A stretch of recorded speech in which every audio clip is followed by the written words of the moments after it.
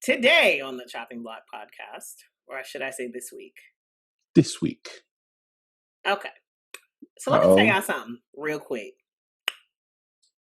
Yes, that loud ass smack was necessary. I ain't from Atlanta, and actually, I've spent equal amounts of time in my life between Florida and Georgia.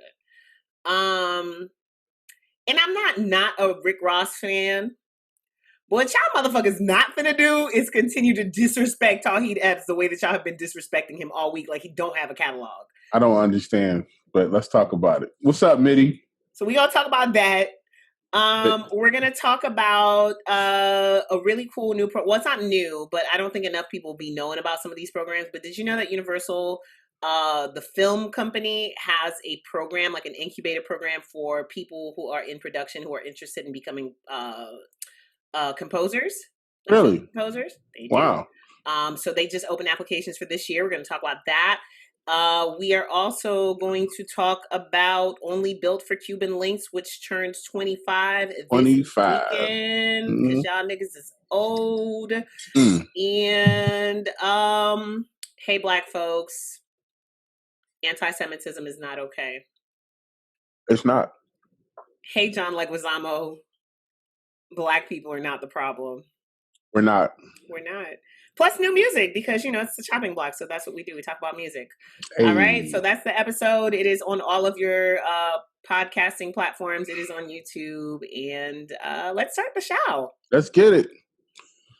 Woo. So I am Ciz 215, and this is the lovely Saint Boogie. Your favorite yeah. Got your shoulder out today. You know what I'm saying? I see you. Because, Auntie may be stuck in the house, but your uncles are on all the Twitches and house parties and all that good shit. And one of them just went to my DMs. So what's up? It's still the summer of Chose. I had a homegirl hit me and say, I saw you on an app. I'm like, oh, okay. Cool.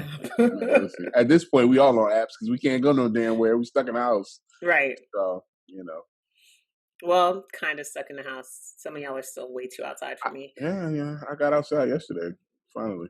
It made me happy to see you outside. It felt good. And then I got my ass right back in the house. So.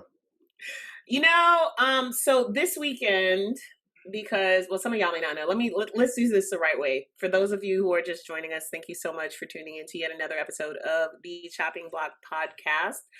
We are the audio iteration of two things that Ciz and I hold very, very dear to our hearts and are working really diligently to bring back to you. One is the credit check, which really never went away, but that's the most comprehensive listing of album credits you will find on these here InstaWebs, put together every week by Ciz and his trusty support team, Michelangelo and young Darren. I didn't want to call them anything that made them sound like minions or anything like sidekicks, nothing like that. Because they bosses. You know what I mean? Like it's definitely a joint team effort. And then we also have this thing called the Chopping Block, which is a track by track review of albums. The pandemic kind of knocked us off course with that. You would think that niggas is sitting at home and we have more time to listen to albums and talk about them, but somehow we don't. However, next week we will be bringing you, or within the next couple of days, because we're going to tape it next week. Hopefully we can edit it and bring it to you guys. We will be bringing you our review of our collective top 10 releases of the year so far. So that's going to be an interesting conversation, because we're going to do it kind of like, is it PTI, where they have like the little counter on the side? Yeah. So each of those 10 albums gets 5 minutes, and we can't talk about it for no longer than that. So that's going to be happening next week. But of course, since we're not going to talk about every track on every album or every production credit on every album, each week Ciz and I come together to talk about things that are of interest to the creator fam, the music creator community, and motherfuckers like me who just love to see y'all shine. So, look, as I said in the intro for the show, which some of y'all watched with us and some of y'all have seen, and that's what brought you over here to listen to it. The latest announcement was made for Verzuz, and the next Verzuz matchup is going to be Rick Ross and 2 Chainz. And when I saw that, I very casually looked at the flyer and I said to myself, this is going to be a good one because I feel like both of those artists are the kind of artists where you forget how much shit they've given you that you love. Right. Because I can tell you right now that I can't think of 20 Rick Ross songs off the top of my head, but I know they're there. Oh, yeah, absolutely. I'm not even going to sit here and argue with you that he doesn't have them. Like, he has them between verses and between like features and actual songs of his, mixtape joints. Like I still will run around randomly and be like, there he go, that's John Doe. Like, he's given us a lot of iconic music moments, shouts to Justice League and all the Maybach music joints. Like, one of my favorites is Rick Ross has this line in I Think She Liked Me where he very, very proudly says he's baby making in the Maldives, which is not a place. I guess he went to Maldives. Right. But he's a Miami nigga and I'm a Miami nigga, and so I love him. However, after I saw the flyer, I have seen a ridiculous amount of people saying 2 Chainz ain't got it in this fight. Okay. So, pop quiz. Out of these 2 artists, which one has 2 platinum albums? Tity Boy. No. Right. But right? No, you're right. Oh. Look. I'm just asking because I'm just asking because I wonder if asked that question, how many people would know the answer? Right. How many people would know that? The other thing is I tried to account for regional bias. This is the first one where you can't say it's a South-North. That's why y'all don't understand. It's East-West. That's why y'all don't understand, right? But Miami, Atlanta is also still a thing. It is still a thing, but not to niggas up north. Like, to niggas up north, we're all together, right? Yes. Just like to people down south, Philly is New York. Right. So, like, I've been trying to understand the disconnect. I tried to account for regional bias. I tried to account for the fact that I live in Atlanta, and so maybe I'm subjected to, for lack of better words, more 2 Chainz music than Rick Ross music in a way that people outside of Atlanta are not. Mm-hmm. But then I really was sitting there racking my brain, like, what Rick Ross records just be on the radio like that? And that's the thing. So that's the conversation. And once you start to analyze their body of work and the hits, 2 Chainz has the bigger songs. He's a part of the bigger songs. I mean, 2 Chainz, and I counted, 2 Chainz sold over 50 million singles. Do you hear what he just said? 50 million singles. So now yesterday when I saw it pop up one more time, I went on Twitter and I said that I am aghast, and I've been meaning to look up and make sure that I use that word properly, but I'm not even gonna look it up because, like, that's just how I feel. I don't understand the amount of disrespect that's being lobbed towards Tity Boy. I don't get it. Like, the man came out as Tity Boy and was able to flourish for a minute. You cannot be trashed and have the name Tity Boy and be out here and get to live to a name change. And one of my friends was like, 2 Chainz doesn't have the catalog. And I went and I pulled 17 2 Chainz songs, no features. They were majority from the last 3 albums. Like, they were not, I didn't dig deep. I didn't go to mixtape shit. I didn't pull not a single feature. All just 2 Chainz songs. And then this person had the nerve to say to me that he knew, what did he say? He said, of those 2, or of the ones that I posted, that he knew, hold on, I gotta find this shit because this shit was fucking ridiculous. Mm-hmm. But the point being that this is not an uneven matchup. Not at all. At all. In no way, shape, form, or fashion. 17 songs by himself. In no way, shape, form, or fashion. In no way. And I'm looking at these records that you posted. And not only are these are big records with big artists on them as well. These are records with Kanye West, Nicki Minaj. Like, I'm just looking off the top. Travis Scott, like, I'm just looking. And these are his records. These are not features on other people's shit. And here's the thing, right? Like how a lot of y'all faves have to do too. The crazy thing is, 2 Chainz is never overshadowed on records. Ever. If somebody else does a good job, you still know 2 Chainz part. And I'm talking about on Mercy. You still know Chainz's catch up part. my campaign. What? Come on now. Coupe the color of mayonnaise. I'm drunk and high at the same time, drinking champagne on the airplane. What? Then I saw somebody say this is a conversation about, lyrical trap records versus turn up trap records. I'm sorry. Are you implying, sir? Trap records versus turn up trap records. Are you implying, sir? I don't, and here's another conversation that's always weird. That 2 Chainz is one of the most rapidy rapping dudes. He's got personality. He's animated, but that boy got bars. Right, he got bars. That nigga said there was a song he said, "I am so high I could talk to ghosts or to planes." Like he says ridiculous shit, but it makes sense.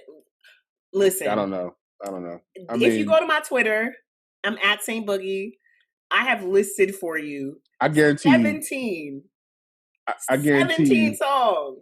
And they're good 17. Boy, with no features. And then my homeboy had the nerve to say he knows I love the strippers and Feds is watching, but he doesn't know Watch Out. He doesn't know No Lie. He doesn't know No Lie? Where were you? No Lie is like 8 times, like that's one. It's like 5 times platinum. All right, y'all. We'll see y'all. When is this battle happening? Next Thursday? You don't know I'm different? You don't know I'm different? You don't know that's a vibe? You don't know Birthday Song? For real? Really?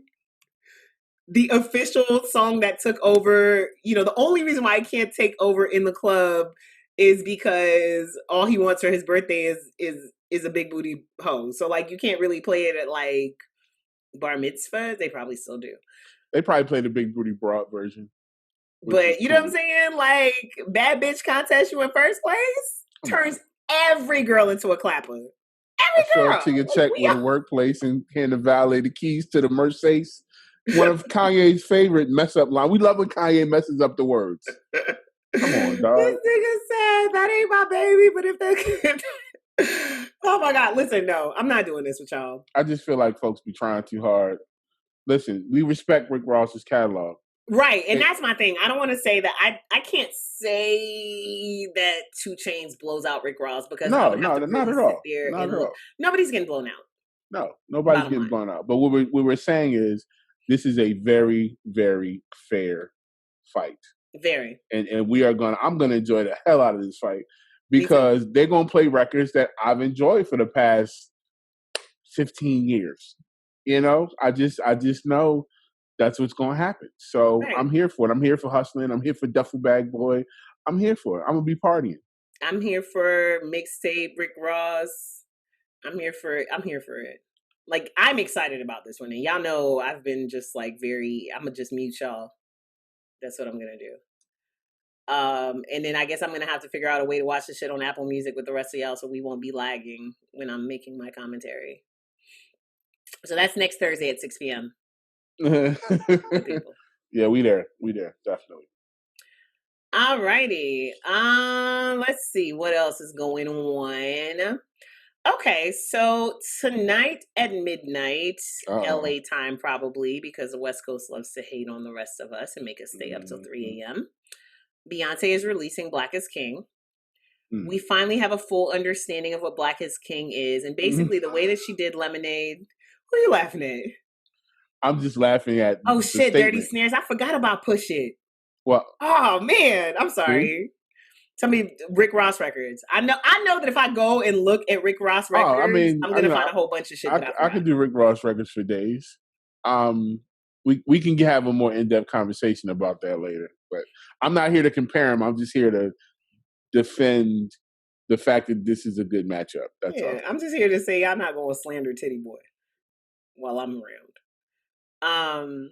All right. So Black is King is basically what the Lemonade visual album was, in that they shot videos for all the songs from the Lion King The Gift album. The Gift, right. And then they're stringing them together with another underlying narrative so that you're probably not going to get full songs in these videos, but it turns to a little short film. I think it's really awesome that you can do that with an album that came out a year ago. And we'll still be excited about it because the music is really, the music was really good. And the music stands alone from The Lion King.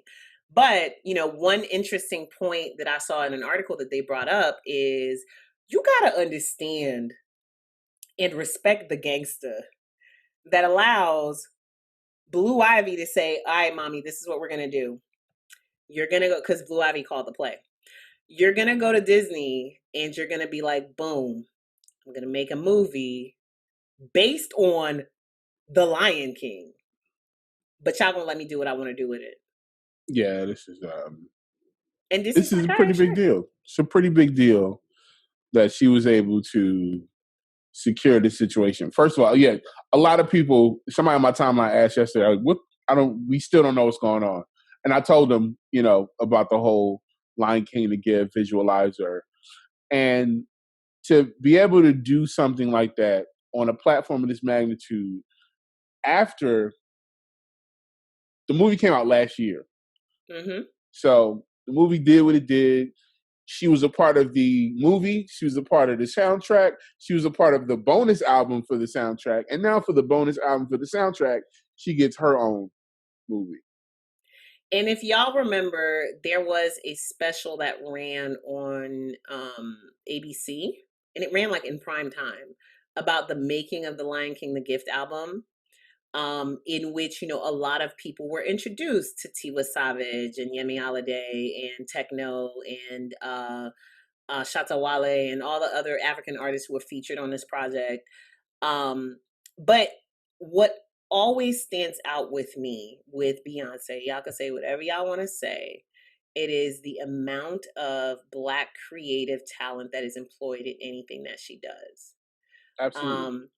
It's the fact that she went and got people authentically from these places. Like, yes, Pharrell, yes, Donald Glover, yes, of course, Beyonce herself, yes, of course, Hove. But that wasn't the majority of the project. And anybody who actually paid attention, and the critics are never the people actually paid attention, right? So the critics couldn't tell you how African that project was, how authentic that project was, sonically, sound-wise.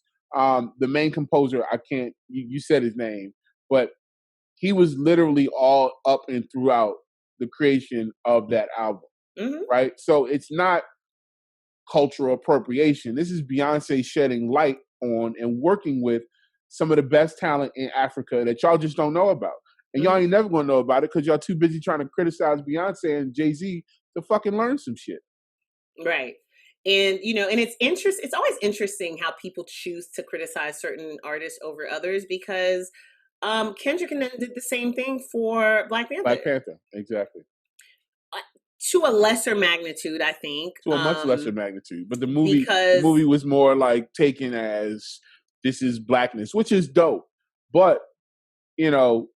if you did not watch The Lion King, if you don't understand the story of The Lion King, or if you did not listen to the Gift album, I suggest you go back and do your research. But matter of fact, you don't have to, because Beyonce about to tell y'all tonight.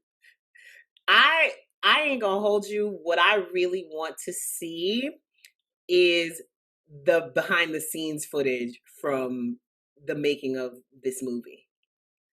Like, I want to see the movie, but I want to see the behind the scenes. Like, and I'm not big on behind the scenes. I'm not big on studio footage.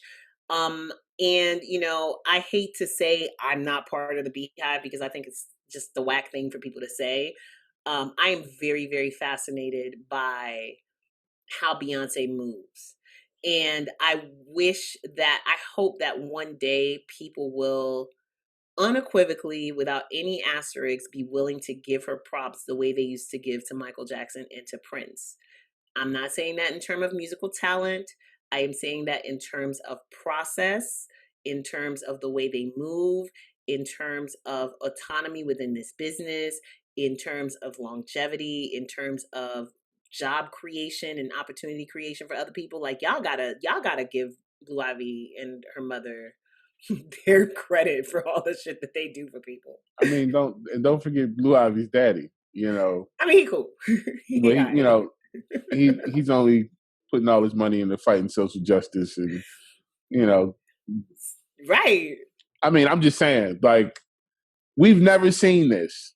Never. We've never seen like, y'all stand for Ruby D and Ozzy Davis. Why can't y'all give Beyonce and Jay-Z that same energy? I hate 2020, bro. Because we watching them at the same time. I'm pretty sure Ruby and Ozzy had their haters. You know, somebody ask your auntie or your grandmother if people used to hate on Ruby and Ozzy Davis.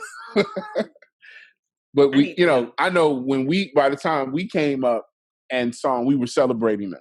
So, but I know the parallel is always hard. It's always hard to be able to look at somebody that's next to you and be like, yo, you're doing dope. Dope job. Like, what you're doing is dope. Because you're always comparing them to you, because they're in your class, quote unquote. Right, quote unquote. They're your peers or whatever. So, yes. So that's dropping tonight. Lion King, Black is King. Since you brought up Sir's only ally in the house. I gotta stop disrespecting the Carter men. I'm sorry. So while y'all were questioning and wondering what Rock Nation was gonna do with the NFL and doubting and saying that Hov sold out and blah blah blah, very quietly, what they did was Team Rock, which is the philanthropic arm of Rock Nation, partnered with Meek Mill's Dream Chasers, the NFL Players Coalition, and the NFL themselves to create a series of PSAs. And I'm trying to pull up the full name of it real quick before I say some shit that don't make sense. Give me one quick little second. This is what happens. Y'all watch us live while we're trying to record a podcast. All the things that Mikey will end up editing, you guys have to catch.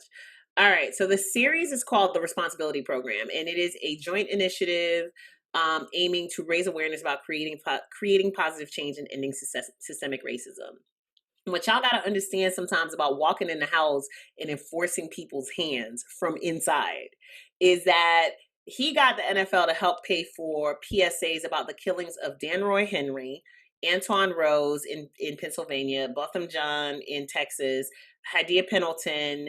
And after doing those 4 PSAs, now he has gotten them to make a PSA about the life of Stephon Clark. It's called #Everyone's Child. Stephon Clark is a 22-year-old who was shot in his grandmother's backyard by Sacramento police in 2018. Mm-hmm. They're going to run that PSA all fucking weekend on ESPN, on NBC, on NFL Network, in the midst of while all these teams are talking about going back to camp and getting ready to relaunch their camp, so people are talking about football again. They're just going to drop that right there in the middle of it. And that's the goal. Like, it's what we all are expecting from The Show Must Be Paused, except Jay-Z did it a year before. So Hov was already on that type of time. And now everybody's like, all right, we need to get over there and we need to send people in to appropriate where the money's going and making sure it's going to the right places. Well, Hov was already ahead of y'all. I'm looking at all of y'all hate posts and opinion pieces on August 13th and August 14th of 2019, where y'all was all talking out your ass. Now, almost a year later, Hov is telling you and showing you through actions what his plan actually was. Criticize that. And so this is narrated by Stephon Clark's mother. And she said, I would like to thank, with sincerity and gratitude, I would like to thank Rock Nation and the NFL for choosing to honor the life of my son, who was unjustly, I can't speak today, stolen from us on March 18th, 2018 by SAC PD officers Terrence Mercadal and Jared Robinette, who are still employed and patrolling our streets. As a mother, I can't help the immense feeling of pride knowing my son's life will affect so many people for generations to come. Since my son was murdered, my family has been extremely dedicated to social justice reform through our footwork in this new civil rights movement. Mm-hmm. My son, Stevante Clark, emerging as a civil rights leader in the movement. My mother, Sequita Thompson, and my membership in the Mothers of the Movement. Our foundation, I am SAC, so his name was Stephon Alonzo Clark, and Stephon Clark Legacy, our weekly actionable solutions platform titled Stephon Clark Sunday. Like, people are working, and somebody like Jay-Z going in and not not telling y'all what they're gonna do. Like, they don't have to tell you what they're gonna do, and I respect that way more than for people to jump out and tell you this is our plan and be like, okay, cool, what's the plan? They're like, be right back, but we gonna make a plan in something social justice. No. So shouts to Blue Ivy in the way that she also inspires her father to do the right thing. Blue runs the house. You won't convince me otherwise. Alrighty. So as I mentioned, Universal Pictures has a program called the Composers Initiative. This is something they started in 2018, and it is an incubator program for producers who are interested in becoming composers. So it is open to creative and professional background to artists, aspiring artists from all creative and professional backgrounds at various points in their music production careers. That means you can have placements. Shit, you could have plaques. If you haven't really broken into this film side of things yet, it's open to you. It originally started as a 1-year program. Now it's been expanded to 2 in an effort to increase the amount of potential opportunities for participants. And the goal, they said it flat out, the goal is to put producers in a position to build key industry relationships and hopefully work on projects for Universal in the future. But if you don't, you still walk away with it having been put in rooms and in contact with people that can further your career in the film industry. So yeah, the amount of money floating around the music industry, around the film side of the music industry, is immense. I mean, look at Lucas Goranson, Childish Gambino's homie, who y'all didn't know was like, they've been riding since Childish Gambino started, when they both had nothing, pretty much. And they was just 2 kids making music. Now this dude's producing, he's composing some of the biggest films in TV. I mean, Black Panther, just to name a few.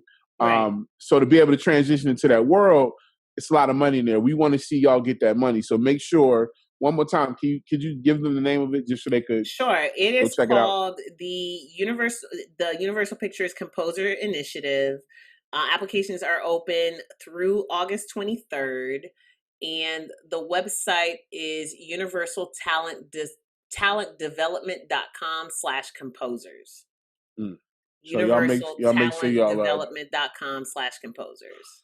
Yeah, make sure y'all get up on that, because that's an amazing opportunity to break into that world. The money in music is spread out, but it's still there, and we need to be in those pockets, in those places. So you want to make sure that you're getting involved in licensing. You want to make sure you understand the film world. It's a big thing. For me, it's always been really, really important for me, maybe because I come from a background where, like, I'm pretty sure my family still thinks I need a real job. I'm 40 years old. I've been working in the same business for fucking 21 years. But, somebody still feels like I need a real job because I work in entertainment. I've also, I see the importance in us legitimizing this business and showing people all of the variety and myriad ways that you can get money in this business. You don't all have to wait for that magic placement that's going to be the one. You don't all have to wait for that one song that's going to go platinum, multi-platinum, that's going to be the, the check that you can live off of for the rest of your life. I know somebody, I'm not going to name his name, who, people kind of clown because, like, he had one hit a long time ago or whatever. But this guy showed me what he made off of sync licensing in 1 quarter. Right. And I'd do that and be set for 2-3 years, to be 100% honest. Trust me, that's where the checks are still. We're talking about 6 digits. Right. That's where the checks still look really good. So if you can land the right thing, I mean, and even with your current catalog, like, learn how to exploit your current catalog. Music that you got sitting around that you've made, you can get that stuff involved in the sync world, because the requirements of what they're looking for is completely different. They're looking for moods and feeling. You know what I'm saying? As opposed to something I'm put lyrics over. Or even if you got songs, being able to find something that could be in the back of a Netflix show. Netflix is releasing 49 new shows tomorrow. Right? 49 new shows. That's just Netflix. We are in the middle of the content wars, and they all need music. Everybody needs music. So, y'all make sure y'all check that out. And then they have FAQs on the website. They have a list of participants for the last 2 years. So you can have a little bit of inspiration. So, when y'all blow up, don't forget to shout me out, because when I go to the movies and I see your names in the credit, and yes, I look at the credits at movies. Yes, we do. I'm definitely going to be proud like I knew you. Be like, oh my God, he's part of Creative Fam. And nephew would be like, you know them? I don't know them, but I still know Just Blaze. Shout out to the Creative Fam. I got DJ Rector's got a placement on a Netflix show this week. So shout out to Thrill Collins and the guys over there still doing the good work. That's a crazy world, man. Get involved. Involved. All right. You know what else is interesting is that, like, I think and we knew this was going to happen. Like, everybody kind of jumped out the gate in, March, April, and tried to do all their contents without really thinking about it. And in like May, June, I think people kind of slowed down a little bit. July, people started rethinking it. Now people are understanding that we're in this for a lot longer than we expected. And so, you're seeing different platforms being utilized in different ways. Like Yvonne Orji, Russ, and Bun B were part of a conversation about voting that was streamed exclusively on House Party and Fortnite. Nowhere else. And that happened yesterday. And what they did was the day before yesterday, they aired it, they taped it, they reran it every hour for like another day. Now the Weeknd is going to do his first performance for After Hours, which dropped in the midst of the pandemic, on TikTok. Wow. I'm not sure how that happens. I'm not sure, if they're expanding the platform in some way for him. But the Weeknd will be performing After Hours in a virtual concert live stream that will premiere exclusively on TikTok on the @TikTok account on Friday, August 7th at 8:30 p.m. Eastern. And then they're going to have several repeat showings throughout, I'm assuming throughout that weekend, maybe beyond that. I wonder how many folks know that TikTok has a live feature. The shit, you just told me. Yeah. So there are requirements that you have to meet. But yes, you can go live on TikTok. You just got to meet a threshold of, obviously, followers. But after that, you can go live just like you can on Instagram or anything else. So, yeah, it's a lot about TikTok that people don't know. It's weird. Like, people are enamored with the fact that it exists and they watch the videos. But for creatives, especially people who make art, y'all should be doing the math to these platforms.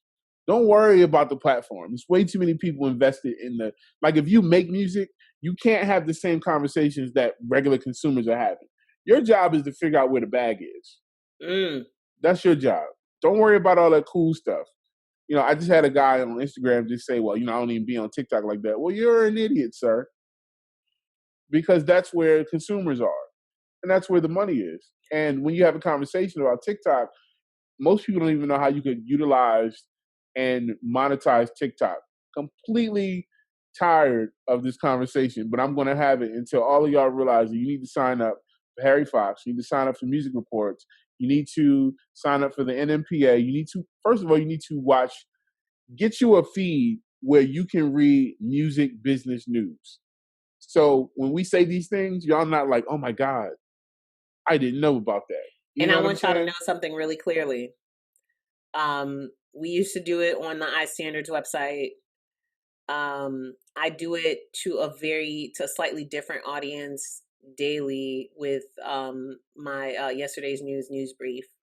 The reason why I do yesterday's news, the reason why I wanted to do news you missed yesterday on iStandard is because I promise you, your favorite music sites, and they're my favorite too, and it breaks my heart to have to say some of the shit that I be having to say, because these are my friends running these sites.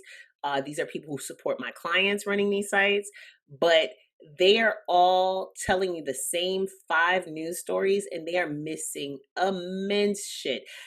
I'll give y'all a perfect example, because this kind of pissed me off today. There was an article I saw about G Herbo hosting a mental health panel with Mm-hmm. Audiomack featuring Saweetie, Wale, and NLE Choppa. Yes, yes. And I was like, oh, well, this is cool, right? Because Mm-hmm. this is a different group of people that I haven't heard have this conversation, and they have fans, and their fans are hurting. That's why that generation has the drug problem that they have in a way that we didn't have, is because these kids are self-medicating, right? Right. Yep, cool. absolutely. I read this article on Billboard. The last sentence of the article was, oh yeah, by the way, G Herbo and Audiomack are partnering to pay for 12 weeks of therapy for African Americans between 18 and 25. And here's the link where you can apply if you're interested. Why is that not the headline? Because it doesn't get clicks. What the hell it don't? Well, apparently they don't think it does. You know, they rather talk about things that are controversial or, you know, toxic, because they just feel like their energy travels faster. We know that our favorite sites have become clicky, baity, title-ish, and, you know, they fight in that AdSense war. So. And I get it, but there has to be some kind of balance. And every time it pisses me off, it just reminds me that, you know, wherever you see imbalance, wherever you see something missing, you know, is an opportunity for you to go and create. You got to fill that void. Wrong, absolutely. Even if it's not missing, and you're just not seeing it, chances are there's somebody else who's not seeing it also. That's how Triller and TikTok managed to evolve at the same time. One maybe broke out a little bit more than the other, but there's still people who prefer one to the other, right? Yes. Absolutely. Because if I think I read at one point that like a lot of creators prefer to make the content on Triller and then post it to TikTok or what have you. Mm-hmm. So it reminds me that it's just an opportunity for me to go and find it. But my point in saying this was not to shit on anybody else. You know, I understand the reasons why the journalism world or the world of urban journalism kind of shifted the way that it did. But there's a lot of information out there that y'all is just not getting if you're relying on these sites.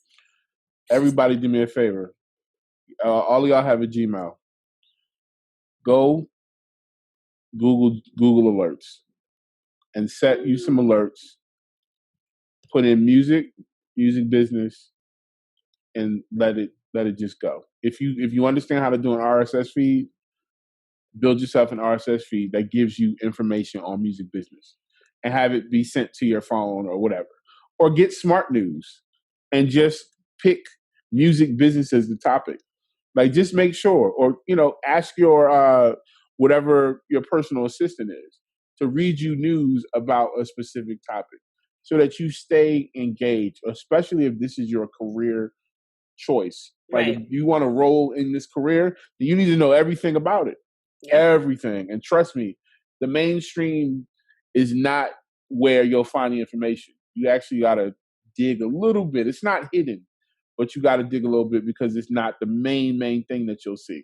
You'll see all the clickbaity stuff. So, you know. Yeah, like, you know, that Rihanna and Beyonce sent Meg Thee Stallion flowers. Oh, wait, hold on. Even worse. So after the conversation about Cardi B and Offset buying Culture a Birkin bag, now they have matching sweatsuits. That was a whole headline.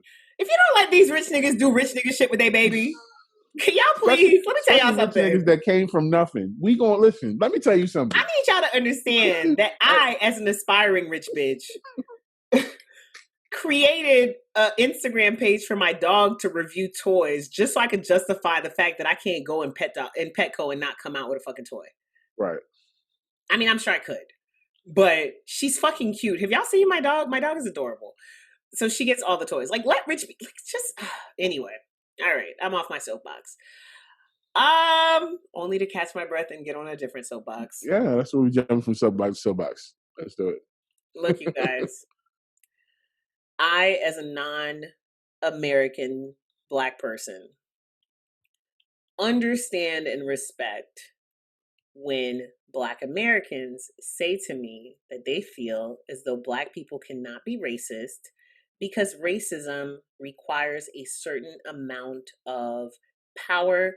It requires the ability to really fuck with somebody's livelihood, to limit the way that people could get money, to limit the way that people can, you know, go to school, to limit the way that people are dealt with. And I've seen it, right? Like, I went to court one time, I got arrested one time, and I had to go to court one time, and there was another girl who was there on her first offense, and they offered her, there's a program in Georgia where if you're a first offender, you do community service for 6 months and then they clear the shit off your record. It was never offered to me. Ever. My first arrest, her first arrest. It was never offered to me. So I hear that. Let us not use that as blanket license to be prejudiced assholes who say dumb shit about people based on nothing more than their race, creed, color, ethnic origin, fucking sexual orientation. Don't be a dick. Just because you don't feel like you have enough power to be considered a racist does not mean that you get to be out here just being a dick. And beyond that, I will go further and say that within hip hop, we may not have the corporate power. We definitely have the cultural power and influence. Wiley, fucking Diddy, Nick Cannon, Jay Alec. Y'all have enough power to put somebody's mentions in shambles for days and days and days on end because you said something anti-Semitic. Absolutely.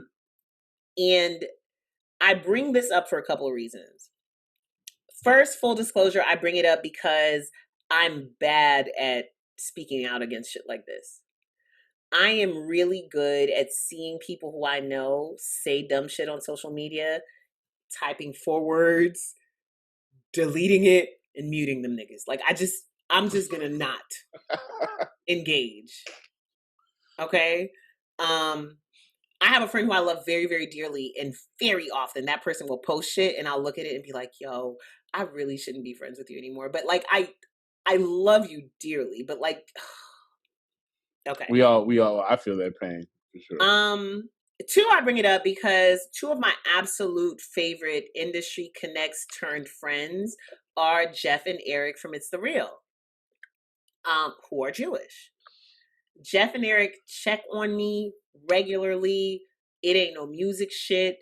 You know, and I've known these guys maybe 2 years, but they're my people. And they're on the latest episode of their podcast, they address the fact that, like, you know, like, yo, the anti-Semitism is weird. It's not okay. They stand up for people of color whenever there's an opportunity for them to do it, which is true.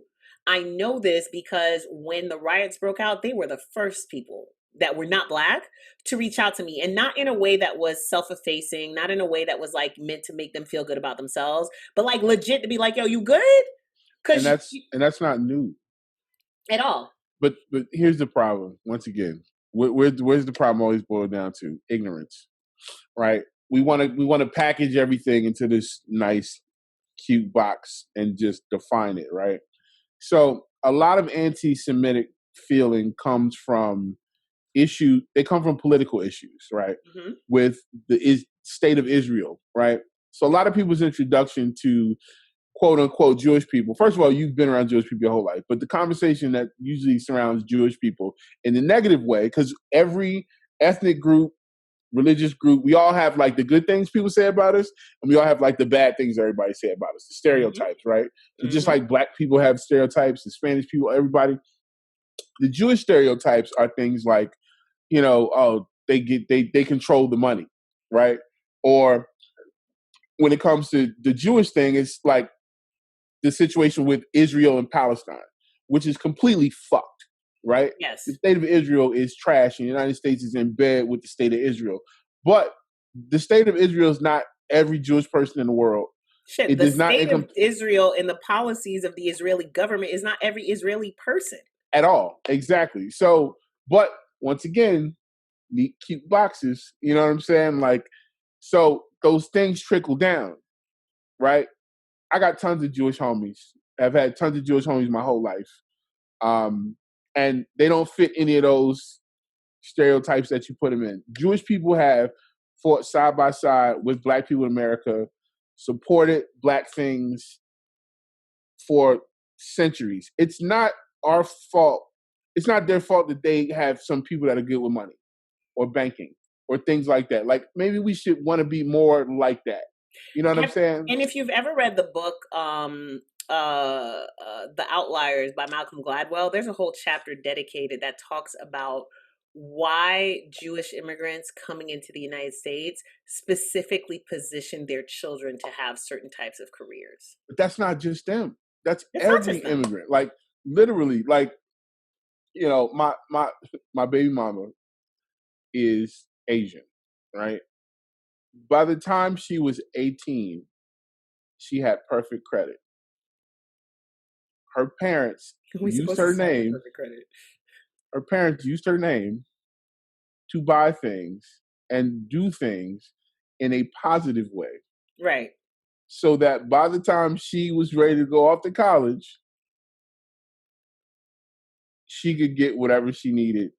She had perfect credit. She's got a house. They've literally been setting her up for success. And they've been doing the same for my daughter, right? These are things that immigrants come here with the express this is their vision. They land here, they say, yo, we gonna live in this house.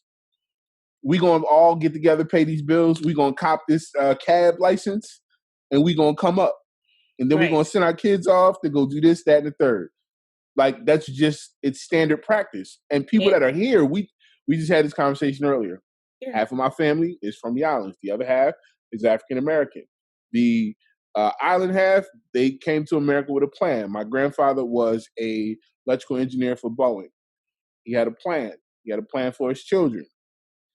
He came here with nothing, and he came all the way up because that was his focus. You know, Black Americans have a deep history of shit that we got to focus on that fucks us up. But ultimately, we got to set our kids and our communities up for success. And we can't be mad at other people that are doing the same thing. We can't. You cannot. You cannot. You know, and if you go into, if we're going to be 100% honest and you really want to break it down and you look at hip hop, it's plenty of niggas who have been shitting on niggas in the music business as long as it has existed. As long back to Motown years. Like, please, let's not forget that niggas was really out there giving Ray Charles drugs to make sure that he was creative. Please do not forget that Black people were giving ODB drugs to make sure that he completed an album. Please don't forget that shit. Okay? Please, let's not act like Suge Knight is not Suge Knight. Okay? Yeah, so that's not the, you know, so when we just conveniently throw people in a box, because let me explain something to you. All these people that started saying this crazy shit, they've been spending Jewish money. They've been going to Jewish people for loans. They've been yakking it up in these people's faces. And this is not the opportunity to act like you haven't been doing this. Because all of them, if you work in the recorded music business, you have been working with Jewish people. They work in the IT, they build the tech, they produce the records, they've had a hand in it one way or the other for years. Some of it's not been great, some of it's been great. You know, but just call it like it is. Don't single out a whole group of people and just say wild shit from a place of ignorance. We got to stop doing that. So, got to stop doing that. Nick Cannon got a whole bunch of shit taken away for saying the things that he said, and he's been on an apology tour since. This week it was Wiley, who, you know, may have had, and Wiley's known for being out there, right? Like, Wiley's known for being controversial and saying wild shit or whatever. And may or may not have had some shit going on with his manager, and maybe that's why. But like, he said some wild shit. People were like, "Hey, man, that sounds mighty anti-Semitic," and he came back and was like, "Take that anti-Semitic shit out of there and take Drake along with you." You added Drake. You wanted that tweet to go viral. He wanted it to go viral. You wanted it to go viral. But that was the thing. Like, he tried to. So a lot of these artists are trying to play the game so that they can get noticed. And you got to be careful. Don't fall for the bait. Like, they just want to be provocative so that they could make money because they think that it's going to turn into a bag for them. Ain't nobody got time for that. Well, now, you know, people have raised enough ruckus about it that Facebook shut down both his Facebook and his Instagram page.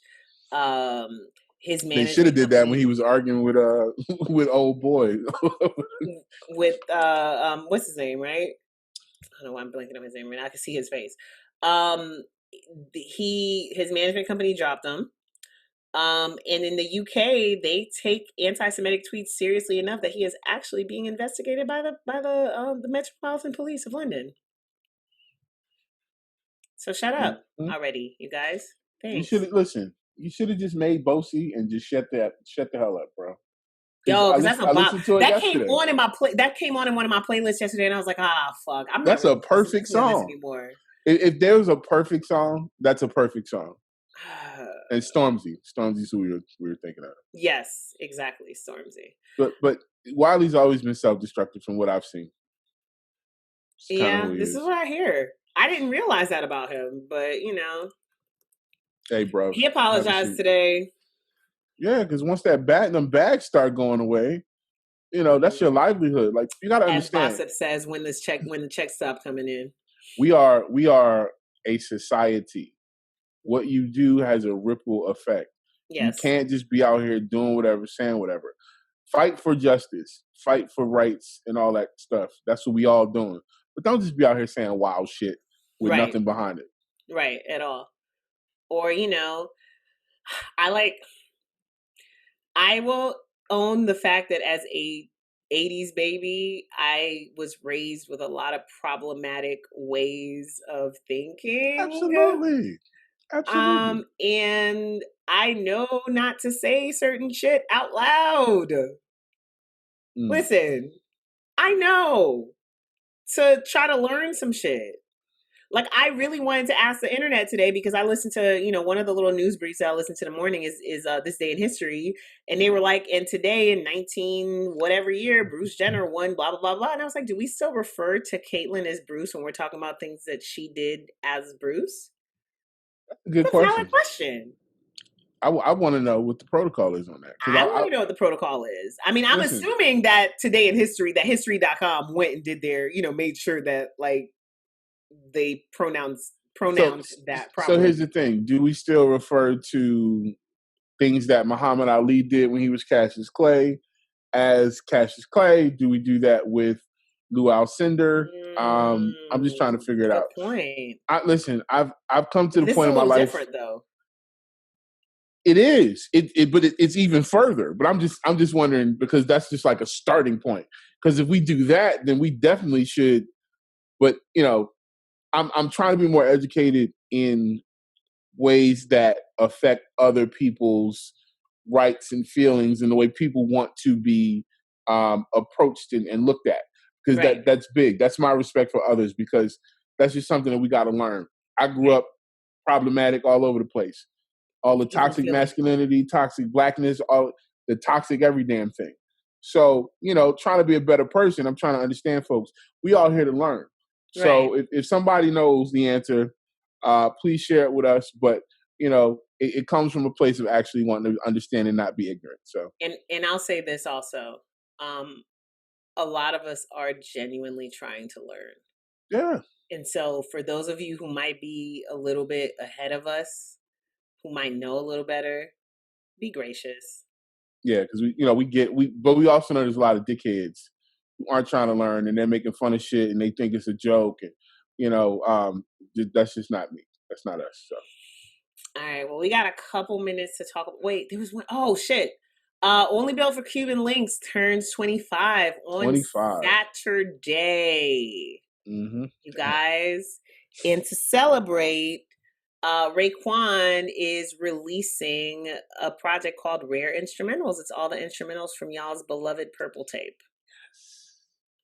It's going to be released on vinyl only.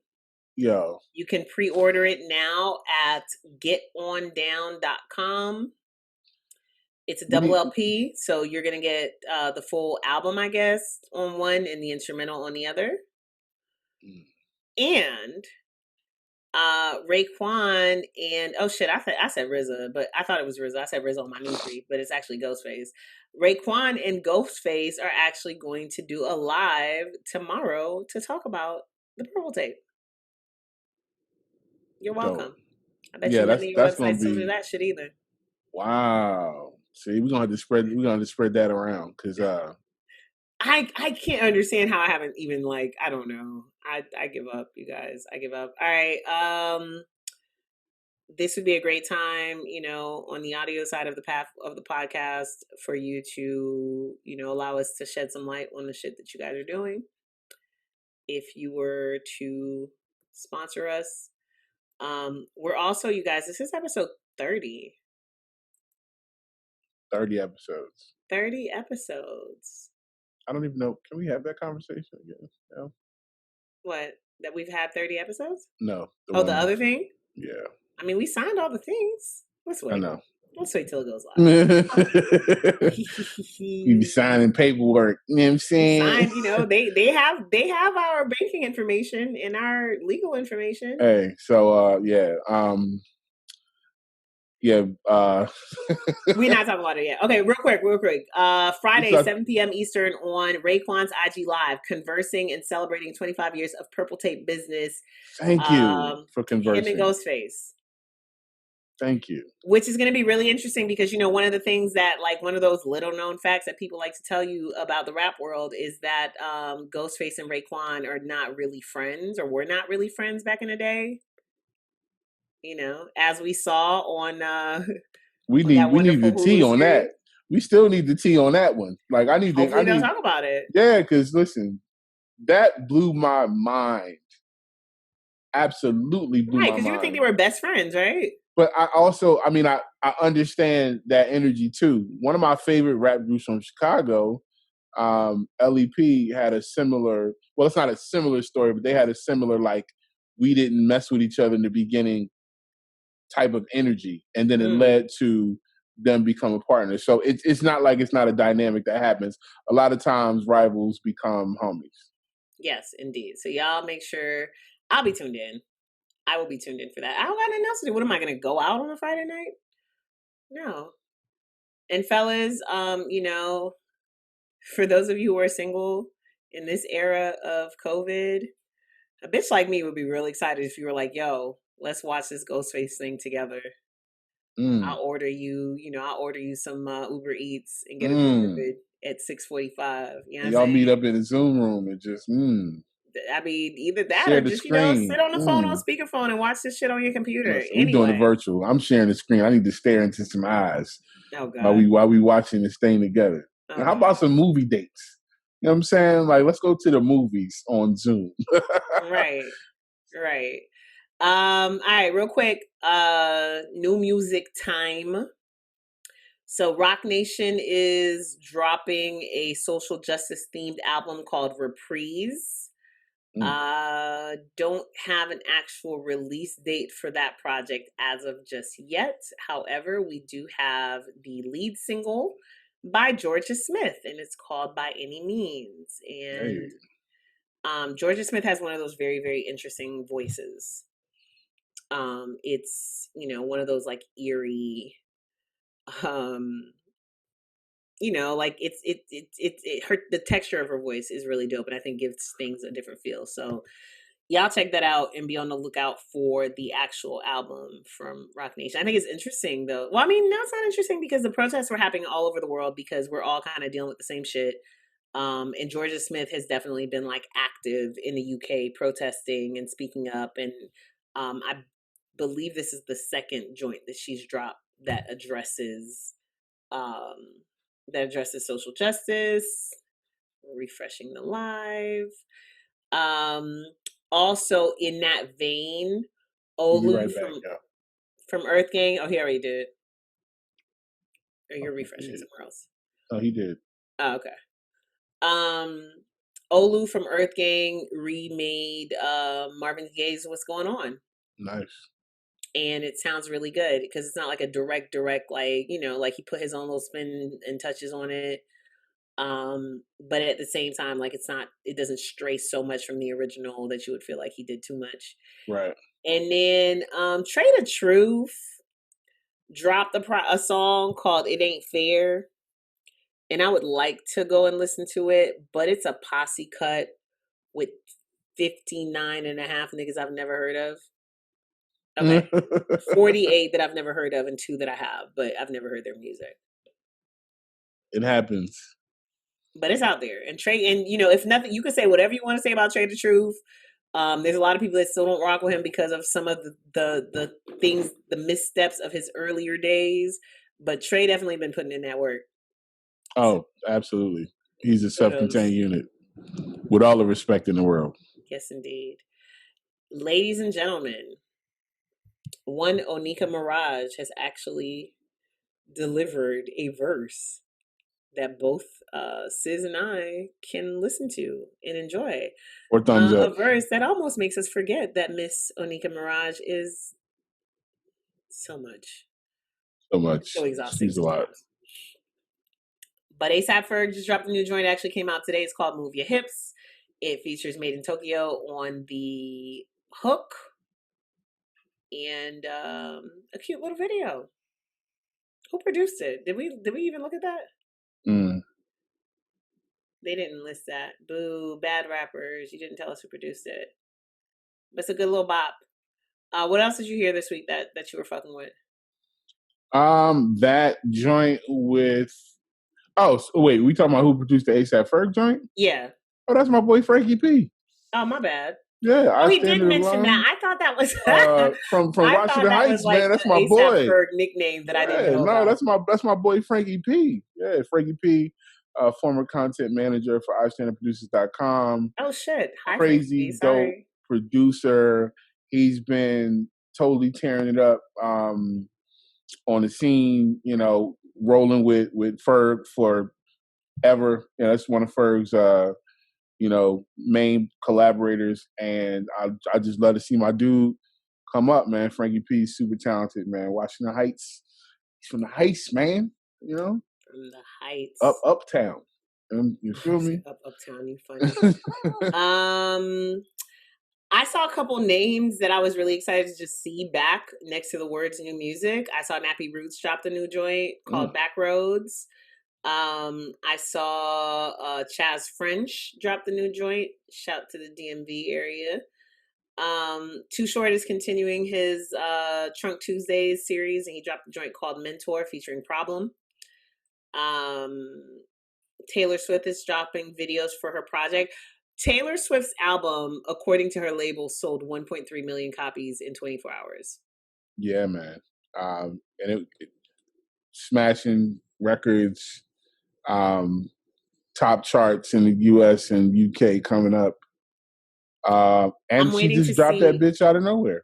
And I'm waiting to see, once they have the full week numbers, if she beats Uzi and if she beats Juice WRLD. Because on that first day, it was like, hey, she sold 1.3 million in one day in 24 hours. And she did this. And it was the highest streamed project on Apple Music by a pop artist. It was the highest streams on Spotify by a woman. So I'm waiting to see what, after a full week, what that's looking like. Mm-hmm. Maroon 5 is back? Maroon 5 is back with a very Maroon 5-ish song. I'm excited about that. It's called Nobody's Love. If you like Maroon 5, you'll love it. If you like walking through department stores, you'll love it. So if you like Lizzo and Old Navy. Exactly. I mean, Adam Levine has mastered this formula. And it's Maroon 5, man. Go listen to it. If you go back and look at when Maroon 5 first came out 15 years ago, you will see that there were a lot of other people that were in that Maroon 5 lane that have not done what Maroon 5 has been able to do. No. So kudos to them in their long ass career. And if I'm not mistaken, that first project, Songs About Jane, that they dropped 15 years ago, I remember one of the things that stuck with me 16 years ago, one of the things that stuck with me was the fact that they had been touring with that album for a year before they got their deal. And so there's like 2 versions of This Love. There's 2 versions of Sunday Morning. And there's one other song that's on that album that there's 2 versions of that you might fuck around and find, depending on where you listen to it. And I always saw that and was like, I really wish that rap artists understood that they could tour the way that indie rock bands do. But that's another conversation for another day. What's dropping this week? Because we have a short show today, you guys. Because I have to actually go somewhere. So I also just wanted to shout out YouTube for donating $1.5 million to provide relief for the live music industry. That's been a big Nice. conversation. A lot of people rallying around saving our venues that we're going to need once we get back outside, because that's a big deal. We don't have nobody to. Man, we was losing our venues anyway, So definitely got to make sure we keep those alive, or we'll be doing COVID concerts even when it's all said and done. Mm-hmm. Oh, one new song I forgot to mention. Miss Mulatto. Oh yeah, we can't forget that. Made me feel old. I don't think she goes by Miss Mulatto anymore. I think it's just Mulatto. Mulatto. Officially made me feel old because one, Gucci's song "Freaky Girl" is old enough for a young rapper to remake. B, her video is very cute, but I really felt like the auntie looking at all of her nieces doing hot girl shit. I can't even be mad at them for doing it, but I'm looking at their faces and they all look like babies to me. They're grown. I mean, I'm old, so they're grown. But she just dropped a new joint called Muwap. And it's her and Gucci Mane. It is. And it's actually kind of dope. It is. Shout out to Jay White. It's like I said, like Ty said, it's a flip of Freaky Girl. And what's better than flipping the song and then having the original collaborator on the song? So shout out to their camp. That just dropped at noon, so East Coast time. So make sure y'all check it out. I want Mulatto to win. I wonder if her name is going to be an issue. But I want her to win because she's really good. I mean, you got Asian Doll and all these other. They not really winning either. Questionable names. They not really. When I say win, I mean like City Girl, Saweetie. Well, somebody's got to break through. Cash Doll just. I think she's got the #1 song on the Triller Billboard charts right now. So somebody else will break through. All right. Well, I'm rooting for Mulatto. All right, a lot of shit tonight. A lot of shit. Y'all, Brandy is dropping an album tonight. Yes, B7. Very excited about that. That Black Thought finally comes out tonight. I thought it was out last week, but it is tonight. Streams of Thought Volume 3. Who else? Taylor Swift is giving you Folklore Deluxe. That's coming tonight. I thought she dropped that at the same time as the original. No, she's actually going to drop. She's dropping 8 of them. 8 deluxes? Yes. Y'all always do too fucking much. Like I'd be like, oh, okay, no, it's too much. So she dropped. Yeah. So she dropped but they're all going to be like the way they're physical. So they're going to be the way BTS does it with booklets and new information. So it's going to be like a collector's item. You know what? I take that back. Cheers to the artists who still cultivate fandom and do posters special shit for their fans, all that kind of stuff. So it's going to be like a special package. Each one is a specially tailored, pun intended, made package. The goal is to release 8 of them. So you can go to Taylor Swift's website, TaylorSwift.com. The first one was out. Now the second one will be available on tomorrow, and then 3rd, 4th, so forth. So it's like a time capsule release. How they do with merch and all that stuff. So. Alanis Morissette is dropping Such Pretty Forks in the Road today, which already puts me in the vein of ironic. Mm-hmm. I listened to the single last week, so you did, because it made me sad. 2 interesting EPs I see on here that I'm very, very curious about. One is Pluto by Baby Pluto, which is a collab between Future and Lil Uzi Vert. Mm-hmm. I think that's cute. I'm here for that. The other is Diamonds Forever by Designer. I got to shout out BSF Black Soprano family. That's Benny the Butcher and his squad. Oh, yeah. The Steamer, Rick Hyde. So that's dropping the Respect the Sopranos. I'm a big Benny the Butcher fan, so I'm definitely going to be tuned in on that.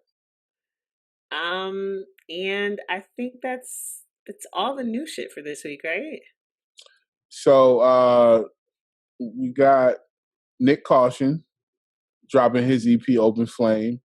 High Res, who's actually a really dope artist out of Pittsburgh, I believe, who's worked with the homie Premise from Creative Fam, is dropping Forgive and Regret. So shout to them too. It's a good night. We got that. We got Beyonce, you know. So and I still don't have hold up. anybody's Disney We Plus. got Umbrella, the Umbrella show on Netflix. Oh, Umbrella Academy season Umbrella 2. Academy season 2. I'm excited for it. I watched the trailer last week. Yeah. And tomorrow y'all get Mo to the listen. back on. Yep. Yo, Netflix picked up all the Parkers, UPN shows that y'all all love. that stuff, man. Oh man, it's gonna be fun. All the UPN shows. You know what bothered me though? It bothered me that when people were announcing that, when like the articles yesterday about Netflix picking up all those shows, that nobody actually shouted out the fact that it was all the UPN shows. Like, I need y'all to say. They don't remember. Like, UPN is. So I always talk about that because I got a line on my rap songs where I say, you merge like UPN and the WB. Like, people don't realize that what you know now as the CW is a merger of two networks. We had UPN and we had the WB. That's back when they had Michigan J. Frog dancing across the screen. And you had only on the WB. Right. And you had things like Homeboys from Outer Space. And Unhappily Ever After. And even Buffy and One Tree Hill and all those types of shows, those were all from that UPN and WB era. So shout out to that. Shout out to Dawson's Creek and that's my jam too. But shout that was a moment. To like cool ass black sitcoms that y'all could watch with Malcolm and Eddie. Yeah. I think I'm gonna do a short form. If one of y'all copies this shit, I'm gonna punch you in your throat. Oh, we remember Wayne Head. Come on. I'm not gonna say it out loud. I'm gonna do some fly shit though. I'm really excited to see these shows back on and to be able to watch them as a grown up. I urge y'all to watch the ones like One-on-One and she's gone. Moesha and sister. Did I just fuck that up? I fucked it up. That's fine. I gotta go. Once an episode. Anyway. Hey y'all, it's just me. Sorry? No, I'm just saying it's just me. Oh, I can't hear you. Lord Jesus. We done lost ties. She underwater. I'm here. I know, but you sound like you're underwater with SpongeBob. So, I sound like underwater. The Parenthood, yeah. Oh, there we go. Okay, we're back now. Kind of, sort of. Anyway, again, you guys, this is Chopping Block. Are we is the audio back? Sort of. Keep talking. Do you want to just close us out then? No, there you go. Okay, cool. We're straight. Yeah, you're back. Okay, cool. Again, this is episode 30 of the Chopping Block. We do appreciate y'all's support. We're gonna put out a little survey to ask you guys some of the things that maybe you might want to see. And we're going to launch a Patreon because we do this and we put in hours to do this, and it would be really, really dope if you guys could show your support with the kind that jingles or the kind that folds, either or. And we'll come up with some dope shit to give you in return because we do appreciate you giving us something to do every week.